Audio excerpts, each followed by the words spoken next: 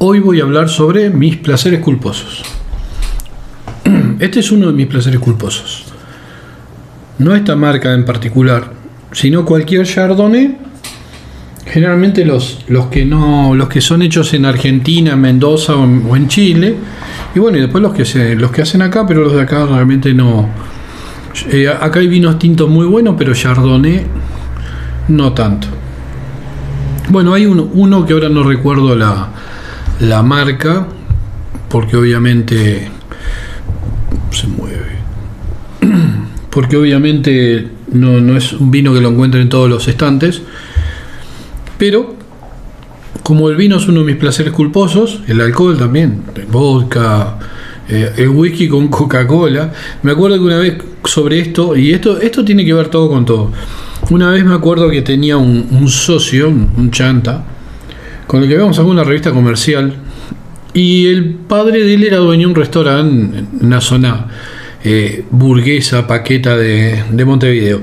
Entonces, él cumplió años, este socio, y el padre le hizo cumpleaños en el restaurante. Obviamente me invitaron porque era mi socio, estaba currando.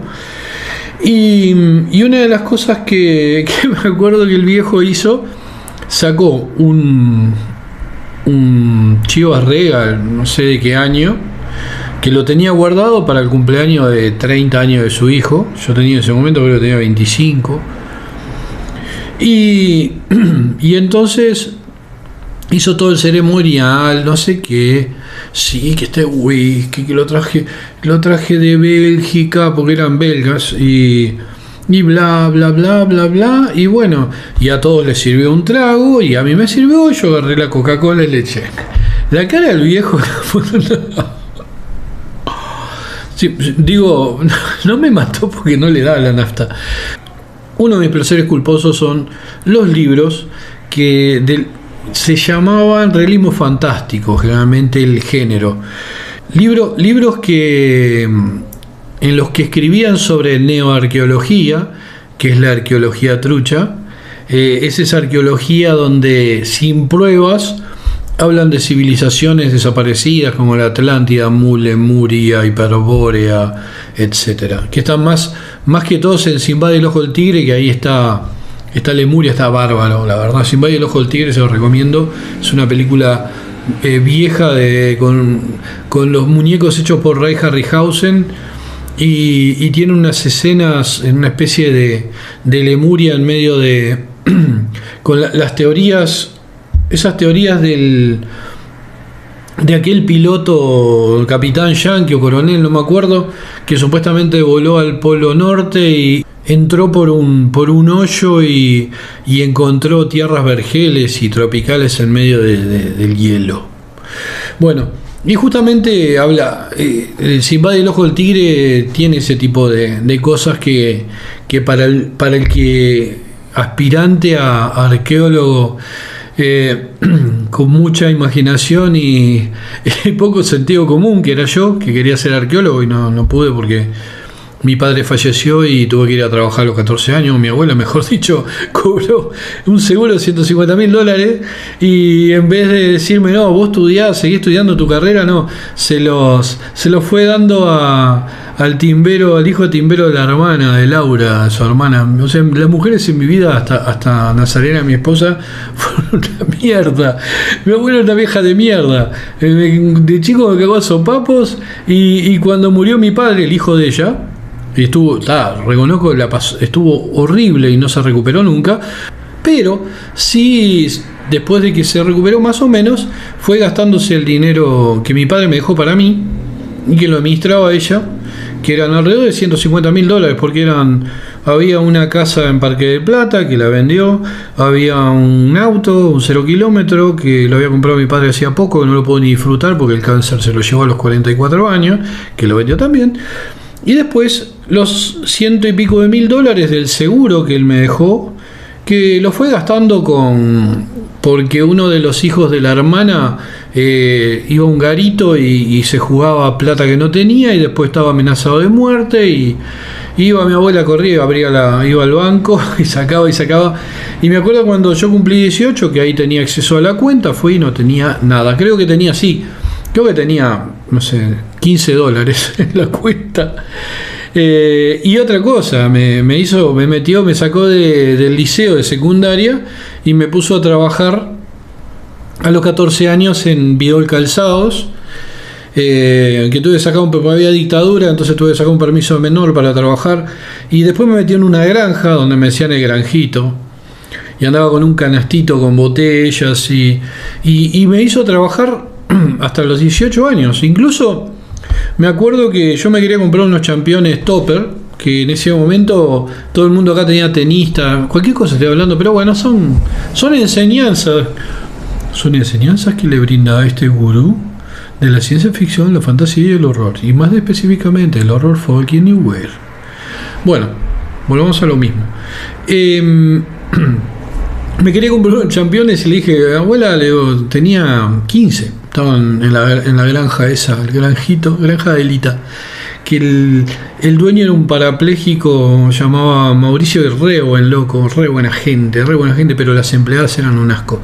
Eran dos tipas del interior que eran, específicamente una era peor que otra, y a mí me tiraban la carga todo el tiempo y yo no me daba cuenta porque tenía 15 años, la tipa tenía 22.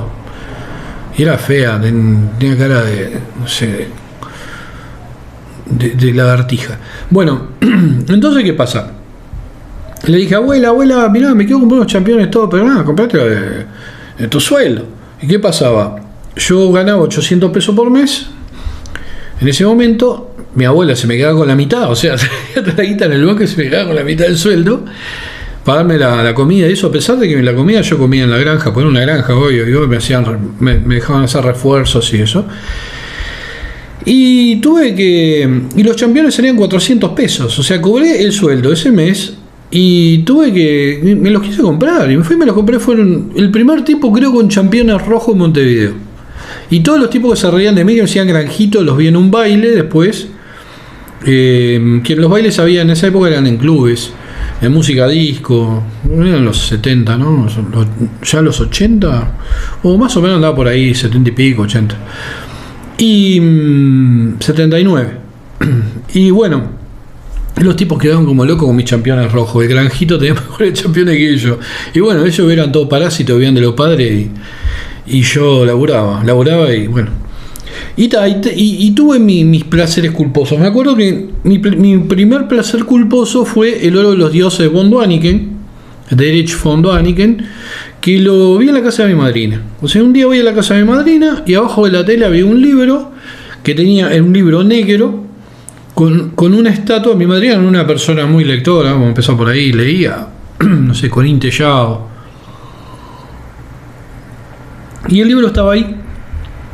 Y tenía una estatua que se llamaba El oro de los dioses. No, bueno, ¿qué es esto? Me dice, fue antes de que muriera mi padre, ¿no? Tendría 11, 12 años. Me dice, no sé, es un libro que me lo prestaron y lo tengo ahí. Y no sé, no lo leí, no sé. Le dije, ¿no me lo prestás para leerlo? Sí, bueno, llévatelo, me dijo. Igual me lo prestaron y el que me lo prestó no lo vi más, así que... Leí El oro de los dioses y quedé loco. Me creí todo lo que decía Erich von Däniken. Vamos a aclarar que Erich von Däniken es el creador del concepto de los alienígenas ancestrales, ¿tá? Hay que reconocerle eso al tipo. El tipo era un empleado de un hotel. No era un científico, no era un arqueólogo, no era nada. Era un empleado de un hotel con bastante imaginación y un muy buen sentido del curro. Porque, bueno, ahora es un tipo que aparece regularmente en Alienígenas Ancestrales, en History Channel. Tipo que alaba a Giorgio Tsoukalos, otro loco chanta. Pero me caen bárbaros, son esos chantas que caen simpáticos. Y que me gusta creerles. O sea, me gusta creerle el tema de los alienígenas ancestrales. Prefiero creerles entre comillas, ¿no? Porque ya le digo, es un placer culposo. ¿Qué quiero decir con un placer culposo? Que es algo que lo hago, que me gusta, pero yo sé que no está bien. Y no es que creer en alienígenas ancestrales, misterios, monstruos y bestias míticas y todo ese tipo de mamarrachos me transforme en un delincuente o en un pervertido. O sea, me transforma en un tipo más friki. Pero friki ¿en qué sentido? En que yo, todo ese tipo de mitología moderna, porque no es una mitología de hace 2000 años, sino una nueva mitología, en algunas cosas lo capitalizo en obras. Como por ejemplo, en las Murallas del Silencio, menciono a Lemuria, la Atlántida. Los menciono como que en esa realidad donde se desarrollan las Murallas del Silencio, existieron. Y bueno, Clark Aston Smith, que es el autor justamente que se hizo esa antología, sobre el que se hizo esa antología, escribía sobre el tema, escribía sobre Hiperbórea.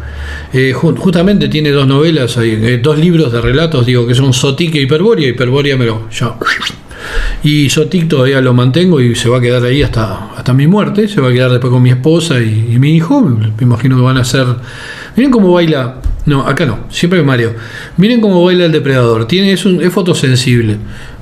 Cuando uno prende luz fuerte o luz solar, él baila. La verdad me encanta. Es muy básico la tecnología, pero está muy buena. Y arriba el Ghost está quieto, no baila. Ghost, no baila, no haces nada, Ghost. Así no. La verdad no me saliste muy barato. Bueno, sí, me salió barato. Y bueno, volviendo al tema. Toda esta parafernalia de los mitos y de... Digo, yo ya les digo, quería estudiar arqueología y mi viejo me dijo, ¿vos qué querés estudiar? Microbio, me decía microbio, me decía que comía más que un microbio. Y yo le dije, yo quiero estudiar arqueología. Me dijo, ¿qué es arqueología? Pues mi viejo leía mucho, pero leía novelas de aventuras y de cowboy. Leía, por ejemplo, las novelitas esas de Aduro de cowboy, de tipo Corín Tellado, que yo después me leí las de ciencia ficción, de Clark Carrados, Tolkien y toda esa gente que eran seudónimos, obviamente. Tolkien era Ángel Torres Quesada, creo que sí. Y bueno, y mi padre también leía esas novelillas que las escribían muchas veces. El que escribía la de ciencia ficción escribía de amor y escribía novelitas de ciencia ficción. Y dentro de todo, y leía alguna cosa de aventura también. Leía, por ejemplo, él me acuerdo que Colmillo Blanco lo leyó y le gustó pila. Y también leía los libros de Bomba en el Sendero del Terror, y leía los de Edgar Ray Barrow, obviamente, de Tarzán, y eso lo leía. No leía La Princesa de Marte porque decía, no, pelotudez, no se lo murfaba. Pero bueno, me dijo, ¿qué querés estudiar? Le dije, arqueología. Y dice, ¿qué es la arqueología? Y le dije, mira papá, es la ciencia que estudia las civilizaciones desaparecidas. ¿Y eso dónde está? En la facultad, hay una facultad acá en Uruguay. No estaba... Yo te lo voy a pagar los estudios. Hasta que se lo llevó el cáncer. Yo tenía 14. Y mi abuela decidió que iba a estudiar arqueología. La puta que te parió, pendejo de mierda, el chupaverga. Y me puso a trabajar en Bidol, llevando cajas de zapatos a viejas que los compraban y no podían llevar la cajita, tenía que ir yo atrás. Y me daban una monedita de propina. Hijas de mil puta, viejas de mierda. Odio las viejas, las odio. Me comí cada garrón. Me acuerdo cuando trabajaba en la granja y el granjito. Unas viejas de mierda, cagadas de hambre, que vivían de pensiones de maridos muertos o tenían un hijo anormal. Me acuerdo que una tenía un hijo re anormal que todo y me hacía subir 10 pisos a un edificio. Y si yo me pongo así medio sorete con esa gente, es porque yo tenía 14 años. Recién cumplido los 15. Era un gurí, aparte parecía más chiquito. Me hacían subir con una canasta de mimbre. Primero tenía que ir en bicicleta. Me hacían subir 10 pisos por la escalera porque el ascensor no era para el servicio. Y me recibía una vieja arriba, que el hijo era medio normal. Son esos tipos que viven con la madre y que quedan como medio atrofiados, que no tienen novia, no tienen nada, tenían como 40 años y parecía un gurí. Y supuestamente era un tipo normal que estaba... O no, normal no era, pero digo, era medio loquito. No era... Como les dije antes, no era una persona con problemas de otro tipo, era más psiquiátrico. Y bueno, el tipo me trataba mal y la madre me trataba mal.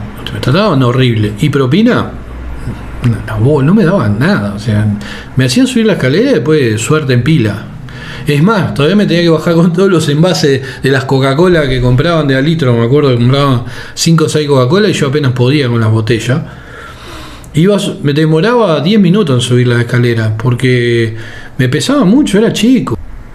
Todo esto que hablé, todo esto que no tiene nada que ver con nada, pero para mí sí, porque son parte de mi historia, parte de la historia que yo les voy mostrando en cada video, tiene que ver con mis placeres culposos. Y mis placeres culposos son que de chico siempre tuve una gran inclinación hacia los misterios.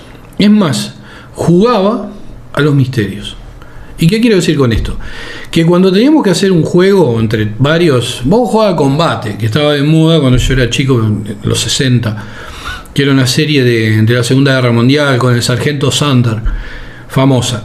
Bueno, vamos a jugar a combate, pero yo decía, bueno, pero vamos a jugar a combate de que justo caemos en un pueblo donde hay vampiros.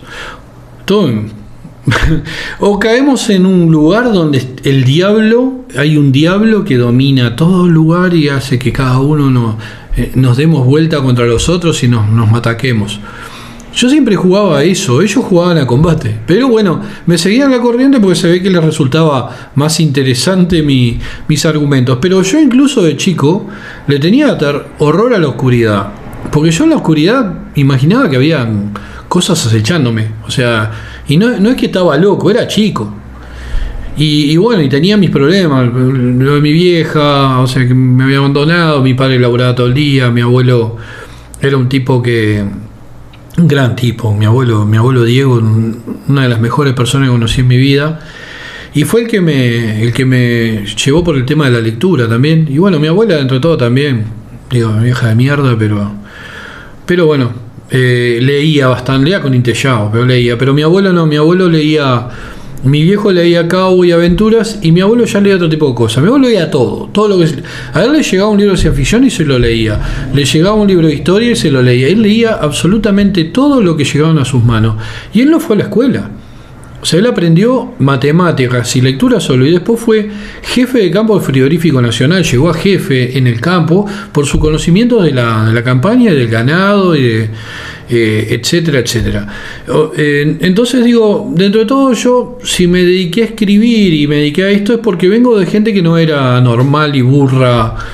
Todos tenían algún tipo de característica, bueno, menos mi vieja que es el ADN, por eso no uso el apellido de ella. Yo soy Roberto Valleto Carballo y yo uso Roberto Valleto. Yo Carballo no lo uso ni lo pienso usar nunca.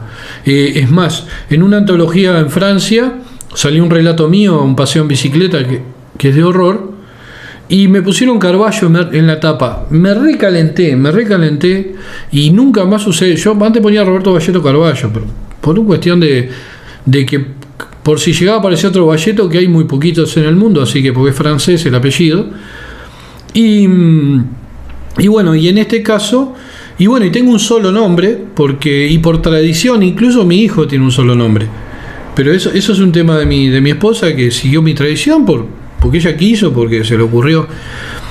Mi abuelo era Diego, solo Diego. Mi padre era Osvaldo, yo soy Roberto y mi hijo es Francis. O sea, y todos tenemos, los varones de la familia, tenemos un solo apellido. Un solo nombre. Dije apellido antes, no sé. Porque ayer, por ejemplo, cuando estaba hablando sobre Howard, tuve que cortar un pedazo largo del video creo que está bastante interesante en la parte informativa, porque decía Hodgson, porque la madre de Hodgson, porque Hodgson, y era Howard, y se me vino una tara, y decía Hodgson, y no iba a dejar Hodgson, sino me va a pasar como el video de los gatos, donde en vez de hablar de la frase de Víctor Hugo, dije que era de Rudyard Kipling, porque siempre con el tema de Kipling, con los animales y todo y el libro La Selva, entonces digo, como que a veces me mareo, hay demasiado libro, demasiada lectura en mi cabeza y se me cruzan los cables todo el tiempo. Y bueno, y en este caso vamos a volver al tema de los placeres culposos, porque me voy por acá, y bueno, pero entiendan esto, cuando yo me doy cuenta que me estoy yendo de algo, digo, bueno, vamos a volver volviendo a placeres culposos. Mis placeres culposos son los libros de realismo mágico, son los libros de neoarqueología, los libros de criptozoología y todo ese tipo de cosas, como el monstruo del lago Ness. No, eso me aburrió. Capaz que Mokele Mbembe, que es el monstruo del lago Ness africano, me resulta un poco más interesante, ese famoso dinosaurio, porque bueno, hay más chance de que en medio de la jungla queden algún dinosaurio perdido que exista el monstruo del lago Ness. ¿Y por qué no puedo negar que puede existir un diccionario que puede existir un diccionario en una biblioteca? Porque yo no tengo un diccionario en mi biblioteca. ¿Por qué lo tengo en mi computadora? ¿Para qué lo quiero en la biblioteca? Bueno, volviendo al diccionario prehistórico, vio el Thesaurus, el Diplodocus.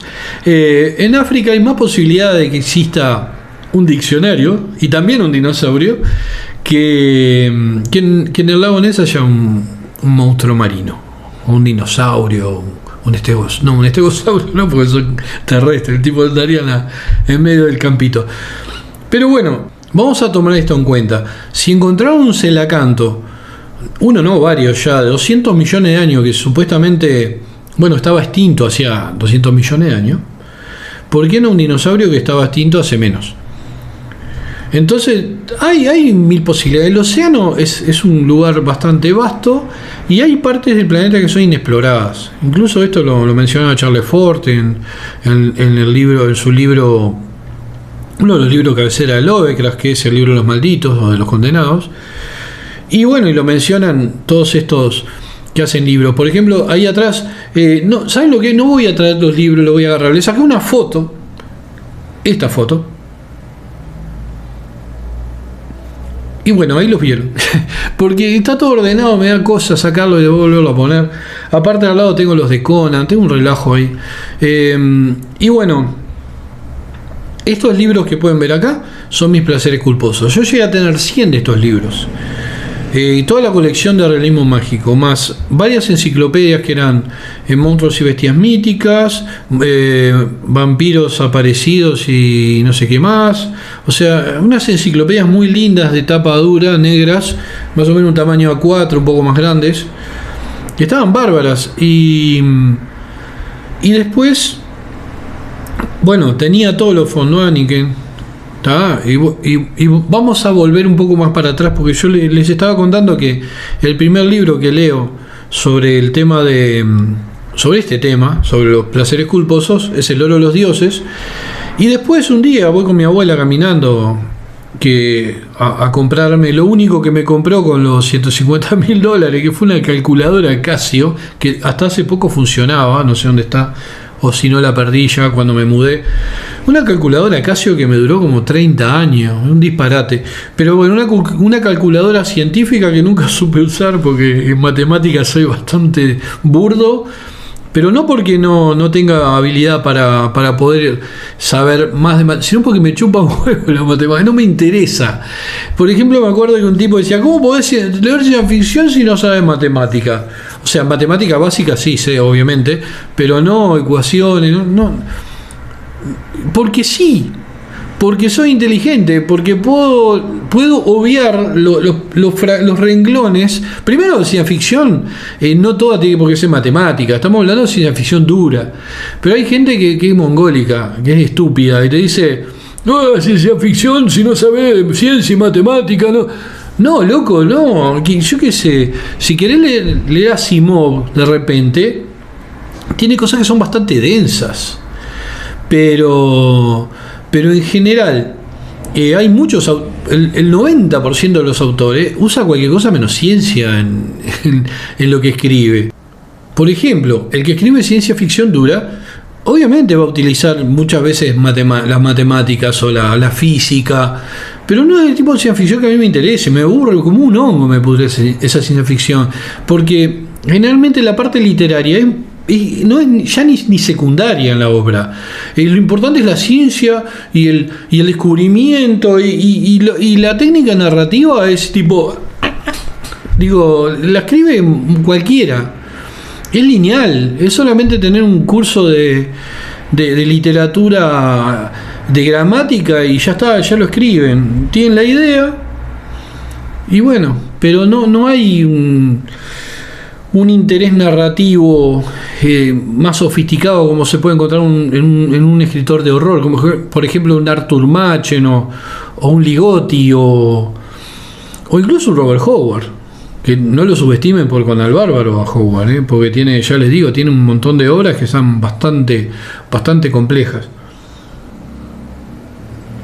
Y yo iba con mi abuela que fue a comprar esa calculadora famosa y veo un afiche enorme de cine, no me acuerdo qué cine era, si era el Sensa que pasamos por ahí, que decía El hombre que cayó a la tierra. Era al final de la película de Bowie, ¿tá? Cuando vi ese afiche del hombre que cayó a la tierra, mi cabeza estalló.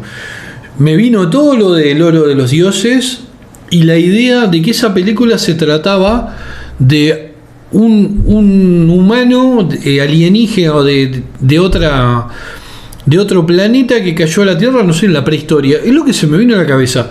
Y desesperado quise ir al cine, pero era prohibida menor de 18 en ese momento. Y no la pude ver, pero siempre me quedó eso en la cabeza, porque no había internet para ir a ver, no había nada. Lo que había, uno si se quería comunicar con el exterior era por correo. Y demoraba 3 meses en llegar una carta. Así que eso pasó en la década de los 70, 80. Y bueno, y eso se sumó a mi interés por seguir profundizando en el tema. Y después, bueno, fue cuando estaba trabajando en la granja que pasé por un salón. Los salones son como un kiosco más grande, o sea, como un local, y me acuerdo que tenían un librero así en la afuera. Digo, nadie se iba a robar un libro en este país, son todos unos antropoides. Se pueden robar si le ponen botellas de vino, sí, y cajas de vino van corriendo y roban y huyen, pero no un libro. Entonces vos podés poner todos los libros que quieras en la calle y nadie te los va a tocar. Y bueno, y no es por subestimarlos, bueno, veo un estante que había El mundo fortaleza de Jane Gunn y Las canciones secretas de Fritz Leiber. Lo que me sedujo fue la tapa de Las canciones secretas. Esa colección que tengo alguno por ahí, porque ese también fue de los que me pasaron a cobre. Incluso uno se lo presté a un vecino, me lo rompió, me acuerdo. Otro que tengo ahí que es Barba Gris, creo que es de Brian Aldiss. Y bueno, esos fueron mis 2 primeros libros de ciencia ficción más o menos prolija, porque anteriormente había leído Lucky Starr, el Ranger del Espacio, y me había gustado bastante, de Asimov, pero era una novela juvenil. Y esto, Las canciones secretas, tenía relatos, como creo que había uno en Cubo de Aire, que estos ya eran relatos de escritores de primera línea, clase A. Y bueno, Jane Gunn, El mundo fortaleza, es un libro, es un space opera muy muy bueno, que incluso yo después a Jane Gunn lo tuve de amigo mucho tiempo en Facebook y hablamos, y falleció hace poco, y justamente yo, cuando él falleció, estaban todos comentando, los que lo habían conocido, y yo comenté que uno de los libros que me llevó a querer ser escritor de ciencia ficción fue El mundo fortaleza de Jane Gunn, también en Las canciones secretas. Fueron esos 2 libros. Esos 2 libros fueron los que me lanzan al mundo de la ciencia ficción compleja, porque yo ya había leído en mi preadolescencia, ya había leído Clark Carrados, Tolkien, todas las novelillas de Aduro que le decían, yo le llamaba brugueritas. Ya había leído todas esas novelitas de ciencia ficción y me encantaban, y me leía 4 o 5 por semana. O sea, si hubiera más, me leía más. Y era lo que leía en el ómnibus cuando iba a trabajar. Yo, cuando me iba a trabajar, tenía que tomarme un 126, que me acuerdo demoraba 20 minutos en pasar. A veces pasaba tan lleno que... Entonces yo tenía que salir 1 hora antes para no llegar tarde.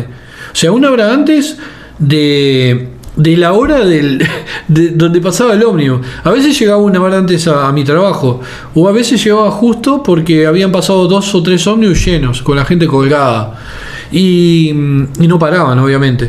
Y bueno, esa era la vida que teníamos en ese momento. O sea, tener un auto era un lujo, ¿no?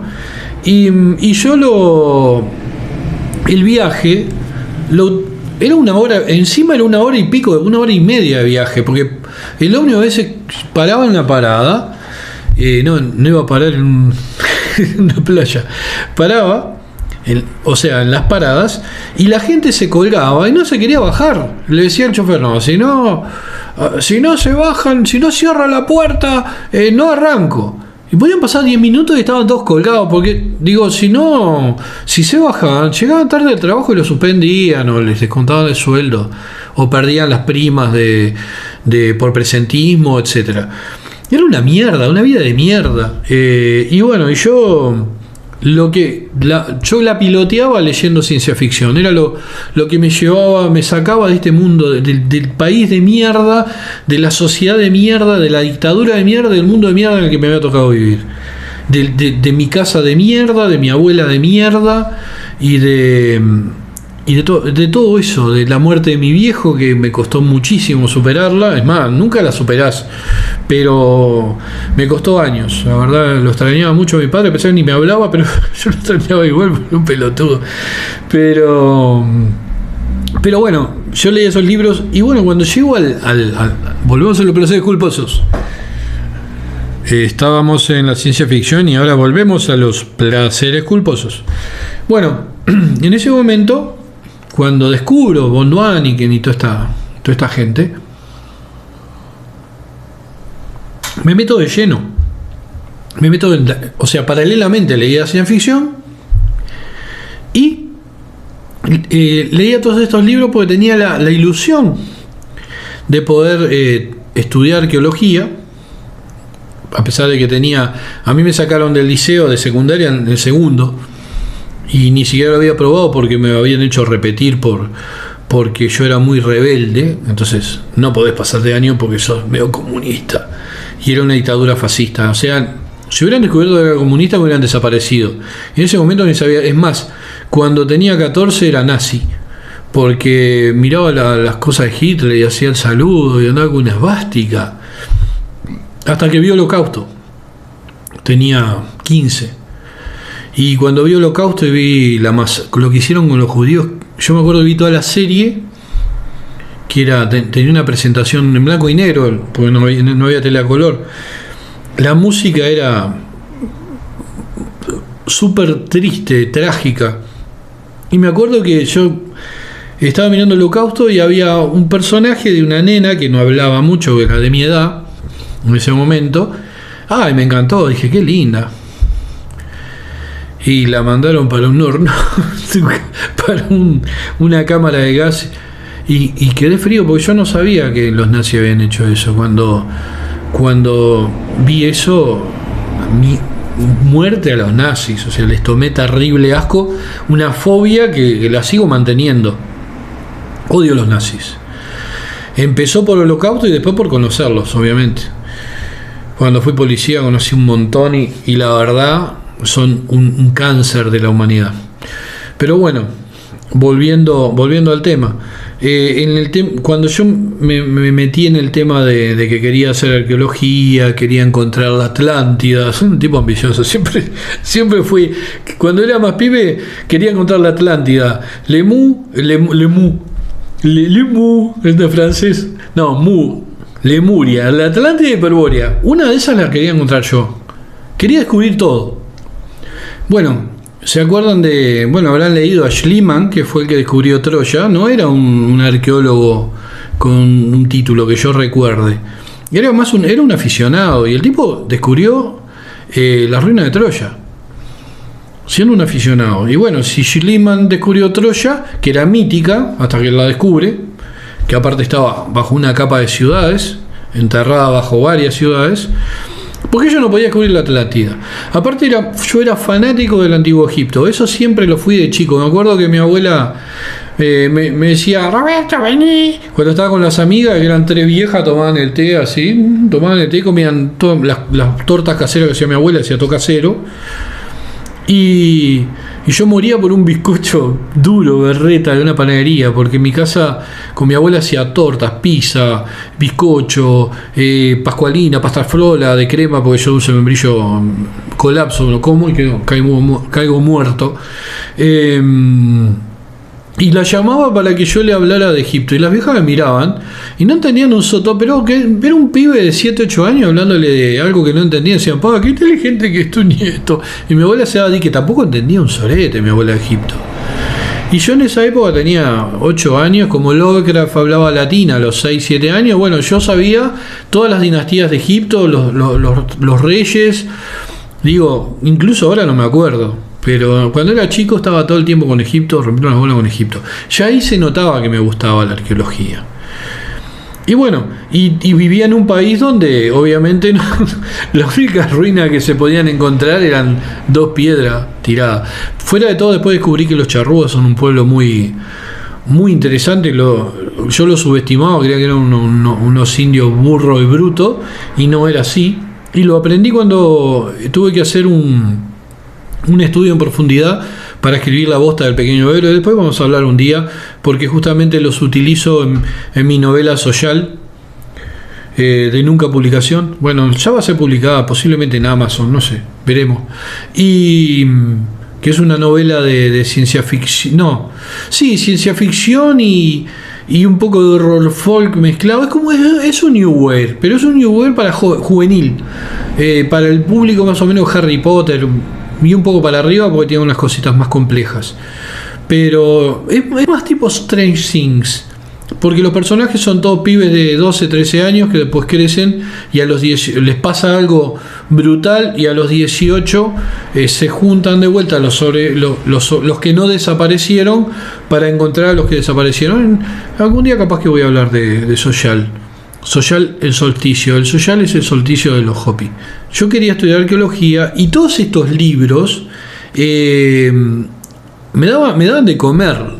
Como quien dice, me daban la ilusión de que todos esos continentes desaparecidos, perdidos en la historia y en el tiempo, existían y estaban en alguna parte del planeta. Y que aparte, para llegar a esos lugares, iba a tener que atravesar un mundo de monstruos marinos, de vampiros, de zombies, de hombres lobos, de licántropos, de seres que atacaban desde el cielo y te llevaban a algo horrendo, inconmensurable, del diablo de New Jersey, todo ese tipo de misterio. Bueno, el Yeti, el Sasquatch, que para mí el Yeti y el Sasquatch son los 2 mitos más aburridos que hay.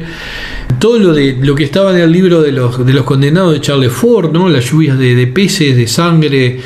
Y me acuerdo que también otra cosa que era importante, compraba todas las cuarta dimensión, que me las empezó a comprar mi padre. Me acuerdo cuando estaba en primero liceo, un pibe tenía una revista que tenía un zapato así, un dibujo, ¿no? Era como pasto y un pie así, un pie humano, un zapato que iba a pisar y saltaban marcianitos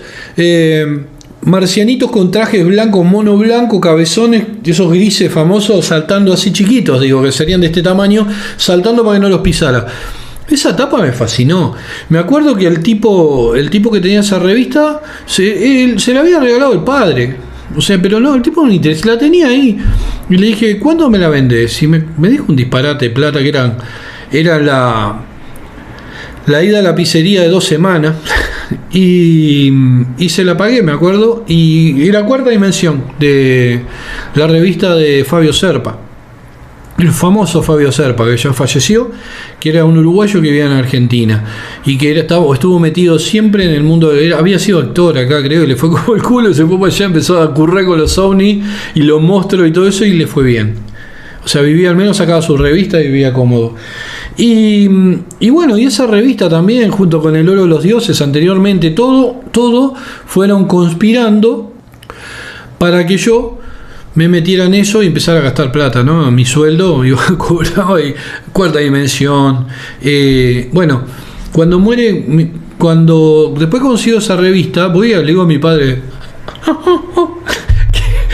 quiero ver dónde está. Y mi padre dijo, pero te voy a averiguar. Él trabajaba en el Instituto Clemente Estable. Entonces ahí afuera había un kiosco grande, en la esquina, en Avenida Italia. Y preguntó por esa revista y le dijeron, sí, viene toda la semana. Todas las semanas mi padre venía con, me acuerdo, con una barra que eran bloques de dulce de leche, que eran un bloque cuadrado así de dulce de leche Zabala, y una revista Cuarta Dimensión. Siempre salía la revista y él venía con un bloque de dulce de leche que sabía que me encantaba y esa revista. Nunca me voy a olvidar de mi viejo, de eso, ¿no? Que él, a pesar que le chupaba un huevo la revista, él sabía que el martes salía, el martes ya la había encargado y no, a mí guárdame una, y me la traía siempre. Y cuando él falleció, cuando me acuerdo que cuando él fallece, aparte del seguro, a mí me dan una pensión hasta los 18 años, porque él ganaba muy bien donde estaba, tenía varios trabajos. Uno de ellos era el Ministerio de Educación y Cultura, después trabajaba en el Teatro Odeón de portero, o sea, él trabajaba en muchos lugares. Y bueno, me dan una pensión bastante buena, que también mi abuela me mandó a laburar, tenía una pensión que era el doble de los sueldos que yo ganaba. Yo me acuerdo que en ese momento ganaba 800 pesos de sueldo y la pensión era de 1.600, 1.800, tirando casi a 2.000 pesos. Pero ella me mandaba a trabajar igual, se quedaba con toda la pensión. Y lo único que me compraba mi abuela era, y obviamente porque se ve que se sentía culpable por el hijo, ¿no? Por el hijo muerto, me compraba, íbamos con ella, me acuerdo, a cobrar mi pensión, y salíamos y comprábamos la revista Nueva Dimensión y la barra de la barra de dulce de leche esa del bloque de dulce de leche Zabala. Me acuerdo, me parece que era una vez por mes que salía, ahora no me acuerdo. Yo sé que mi viejo salía y me la compraba, y después, bueno, cuando yo iba a cobrar la pensión también, y si había más compraba las que había, o sea, en eso no, era lo único que no me hacía problemas, porque se ve que pensaría que salía mi viejo y la hija de puta, no le gasté la plata a mi hijo, que me aseguré para que él tuviera un futuro, no para que vos le pagues a un timbero, hijo de puta. Timbero garito, eso que se van y se meten a chupar y a jugar clandestino al truco, ¿no? Todas esas cosas, ¿no? Las revistas Nueva Dimensión, Fabio Serpa. Bueno, cuando descubro los libros de realismo mágico, que no me acuerdo, creo que fue en la Feria del Libro o un lado de esos, y los empecé a comprar desesperadamente. Y los leía, me acuerdo que me leía uno por día o dos, era un animal leyendo. Bueno, tenía casi 3 horas de viaje en ómnibus para leer, y bueno, y después leía en mi casa, leía a todos lados, y sumaba a eso mi lectura de libros de ciencia ficción, fantasía y horror. Y bueno, y después a los 18 fue que descubro a Lovecraft. Pero pasó algo muy, muy curioso, ¿no? Yo a los 16 empiezo a militar clandestinamente en la izquierda. Primero empecé en el un grupo tipo más guerrilla, y después con el tiempo me acuerdo que voy a la feria de Villaviarris y había una gente de la Juventud Comunista, y viene una piba, digo, era chico, yo tenía 16, y viene una piba y no, la típica. Nos tiró un lance a mí y a mis amigos, y todos nos afiliamos a la Juventud Comunista. Nunca más la vimos, pero bueno, era un idiota. También compré un libro de mierda de Harold Robbins siendo menor de edad, porque la piba que me lo vendió me dijo, sí, podríamos leerlo juntos. O sea, la piba tendría 20 y yo tenía 15, me va a dar bola a mí. Me dijo, no, si querés vos podés comprar y lo leemos juntos. Yo te invito a mi apartamento y lo leemos. Me acuerdo que yo estaba, no sé cuánto, un libro que saldría 10 pesos, me lo vendió a 500 y lo pagué en cuotas cuando estaba en la granja, el granjito del canasto. Y me acuerdo que me dijeron, bueno, te lo entregamos pasado mañana. Y yo estaba, va a venir ella a entregármelo. Vino un flaco barbudo con el libro y se fue, me regarcó. Bien, tantas veces me lo hicieron. Bueno, me hicieron como un estante el otro día, así que me siguen cargando. En ese momento, cuando me afilio a la Juventud Comunista, empiezo a leer, obviamente, marxismo, El Capital, y me hago materialista dialéctico, que es algo que mantengo. O sea, sigo siendo materialista dialéctico. O sea, ahora soy menos cerrado. Pero a los 18 años estaba tan cerrado, no creo un carajo en nada, tan empirista, que un día agarré todos los libros que tenía de realismo fantástico, todos, más de 100 de la colección esta que está ahí atrás, la que vieron en la foto hoy, más todo lo de von Däniken, más todas las enciclopedias de monstruos y bestias míticas, más todos los libros de filosofía oculta, más incluso libros como el Maleum Maleficarum. Tenía una versión en inglés que era como de 1800 y pico, y tenía una versión en español que era de anterior a 1930, no sé, pero sé que ahora valdrían un huevo esos libros, un huevo. Y bueno, llevé todo a Rubén, librería Rubén, y lo cambié por libros de ciencia ficción. Tengo que reconocer que muchos los tuve que vender después cuando estuve en la mala, pero muchos libros que está ahí atrás, hecho pomo, porque eran libros usados. Yo cambié libros nuevos por libros usados. Algunos estaban en buenas condiciones y otros no tanto, como alguno de Bradbury que tengo ahí atrás, o por ejemplo el Día de los Trífidos, que está ahí, está hecho pomo. Siempre estuvo hecho pomo, sigue hecho pomo, pero yo soy tan cuidadoso con mis libros que si un libro me entra hecho pomo, sigue el mismo estado de hecho pomo de cuando lo compré. Y si un libro lo compro nuevo, va a parecer nuevo siempre, porque cuando lo leo, les voy a mostrar, voy a traer un libro para mostrarles cómo los leo. Y les voy a enseñar a leer un libro sin romperlo. ¿Qué pasa? La mayoría de la gente hace esto. ¡Pah! Lo abre. Pues no sé ni para qué le dan un libro. Es como darle, no sé, a un mono una ametralladora. Bueno, ¿yo qué hago? ¿Cómo leo los libros? Aprieto acá y lo abro, pero siempre aprieto el lomo. El borde del lomo, ¿ven? Esta parte del lomo ahí, un dedo, y el otro dedo ahí. Y ahí lo abro. ¿Está? Y lo leo así. Puede parecer incómodo, pero eso preserva el libro, porque el que hace... lo que va a hacer es que le van a saltar las páginas, se le va a despegar. A no ser que sea un libro cosido, de muy buena calidad, seguro que se le va a despegar. Mira este libro lo compré usado. Estaba impecable, y sigue estando impecable. Sigue estando en el mismo estado que lo compré. Bosque Mitao, uno de los mejores libros de fantasía que he leído últimamente, de los escritores modernos. Modernos le hablo de los 70, 80 para acá, ¿no? No Tolkien, toda esa gente más atrás, no.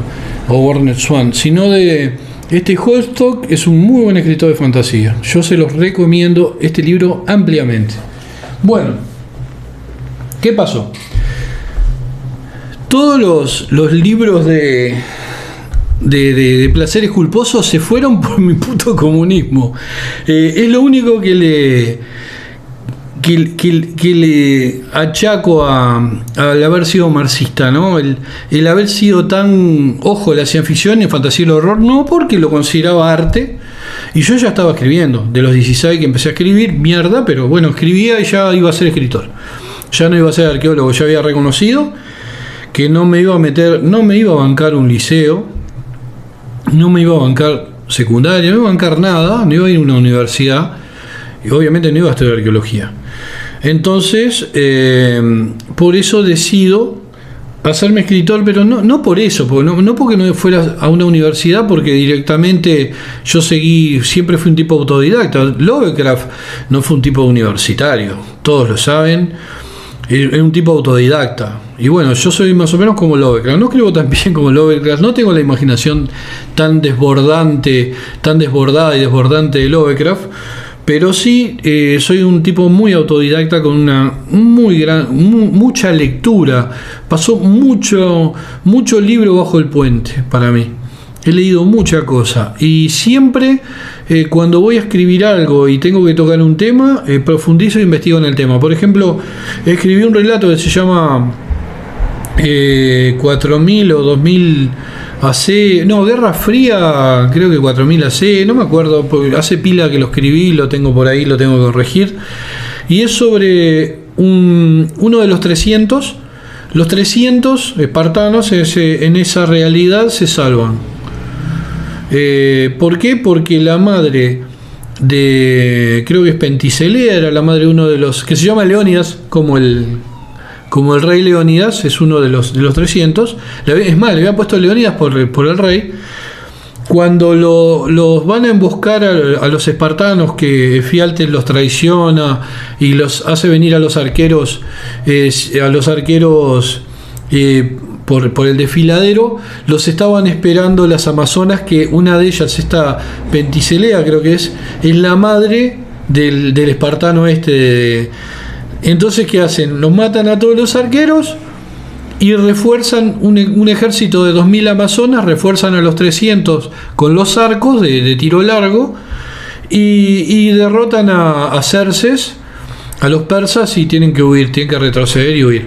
Entonces no mueren los 300, el rey Leónidas vuelve, pone las cosas en su lugar, y este personaje es reclutado para ir hacia Japón, porque hay una guerra fría entre Grecia y China, la China del emperador Zhou, que tiene un ejército de jinetes de dragones. Entonces esa guerra fría está por romperse, y los chinos están por invadir Grecia, y lo que necesitan es una alianza con los Jomon de Japón, que son un mito prácticamente, que supuestamente utilizan armas láser. Bueno, incluso hay una parte que el personaje primero tiene que ir a Egipto, que ahí, bueno, mis conocimientos de Egipto funcionaron, y se tienen que encontrar con Set. Y los dioses, ¿qué pasa? En esa realidad, los dioses no existen. O sea, Set existe, pero no es un dios. Es una especie de ser que vivía en una especie de Atlántida, que es un dios. O sea, hay un montón de cuestiones en ese relato que algún día le voy a hacer. Está terminado hace pila y le tengo que hacer correcciones cosméticas. No es un relato, es una novela corta. Vamos a empezar por ahí. Volviendo al tema, cuando me hago materialista, me deshago de todos estos libros. Y los que ven ahí atrás, que están en la foto que les mostré al principio, que fui y le saqué la foto para no tener que sacarlos todos para acá, los conseguí después, los fui consiguiendo con mi señora en lugares de usado y eso, y son muy pocos, eran 10, 15. Llegué a tener libros de realismo mágico, más enciclopedias, más libros sobre vampirismo, licantropía, ocultismo. Debo haber llegado cerca de los 300. Me acuerdo que cuando lo llevé a Rubén, lo cambié como por 200 libros de ciencia ficción, porque obviamente siempre me iban a dar menos precio que lo que yo iba a llevar. Pero me traje como cerca de 200, varios de Minotauro. En ese momento acá la ciencia ficción prácticamente no corría, y la gente los compraba sin saber lo que eran, los llevaba a Rubén a cambiar. O moría alguien y la vieja de puta decía: mi marido leía esta mierda. Nada, tomá, llévalo, vendelo en algún lado, vendelo por 2 mangos. Y lo vendían por 2 mangos. Y bueno, yo estaba ahí alerta. Me acuerdo que yo iba a Rubén y había tipos. En ese momento nadie sabía comprar ciencia ficción, libros de ciencia ficción. Yo sí, yo estaba claro. Aparecía Bradbury y pum, Bradbury mío, Bradbury mío. Y Ballard mío, o sea, de cabeza. Y todos los demás se llevaban a Asimov, capaz. Y bueno, Asimov también se los ganaba de mano a veces. Pero después hubo un momento que detona acá la ciencia ficción, y ahí los libros Rubén pasaron a salir 10 pesos a salir 200. Y ahí ya no valía la pena, porque incluso salían más caros que nuevos. Porque el tipo de Rubén estaba medio mal del coco con los precios. Me acuerdo que había una época que los vendía un libro 1000 pesos, salía 10 el libro, pero si vos no sé qué llevabas, te hacía un 90% de descuento y te lo terminaba vendiendo a 25. O sea, era un caos. Y después medio que se fundió y lo intervinieron, no sé. Pero fue una librería mítica de usados, en lo cual yo adquirí una parte importante de mis libros, que ahora la mayoría no están ahí. Por ejemplo, bueno, la colección de Bruguera, que recuperé alguno, que lo fui comprando también. Lo fui comprando, yo la tenía todos los números del 1, creo que eran del 1 al 40 o al 40 y pico, no recuerdo, la colección de antología de ciencia ficción, que me acuerdo que tuvo dos etapas, una etapa que eran más grandes los libros que están por ahí, y después otra etapa que eran un poco más chiquitos y no tan lindos, también de Bruguera. Y bueno, los tenía todos y los vendí. Esa vendí la colección completa. Y lo mismo también pasó con Nueva Dimensión. Vendí la 1 a la 148. Y lo mismo pasó con el péndulo. Vendí las dos épocas que tenía del péndulo, la segunda y tercera época. Y después la primera época que traían cómics que las tenía todas sueltas, pero a su vez tenía un combo que había sacado la editorial, que estaban todas unidas con lomo. Estaba muy buena. Todo eso lo vendí, y la verdad que lo lamento pila, pero bueno, en ese momento había que comer y dentro de todo mantener los libros que realmente yo amaba, que eran los de Lovecraft, los de Ballard y los de Bradbury. Esas cosas las mantuve, no las vendí. Y volviendo al tema de mis placeres culposos, voy a concluir aquí el video porque ya me excedí. Digo, me divagué, me fui para 500 lugares que no debía, que no tienen nada que ver con placeres culposos. Y me pasa normalmente, generalmente creo que a veces, yo me lo creo al menos, que lo que aporto en todos los años de mi experiencia como escritor, como editor, le van a servir a personas, a aspirantes a escritores, a lectores del género. Entonces de repente a veces se me va un poco la mano con los tiempos y con las temáticas que tomo en un solo video. Incluso hay veces que pienso, digo, capaz que se me va la mano y yo un momento que no voy a tener tema.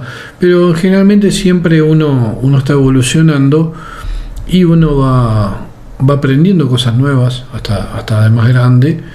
Y bueno, esas cosas se pueden aportar como experiencias. Me despido de ustedes. Y muchas gracias por estar ahí, del otro lado. Soy Dania y nos vemos en el próximo video.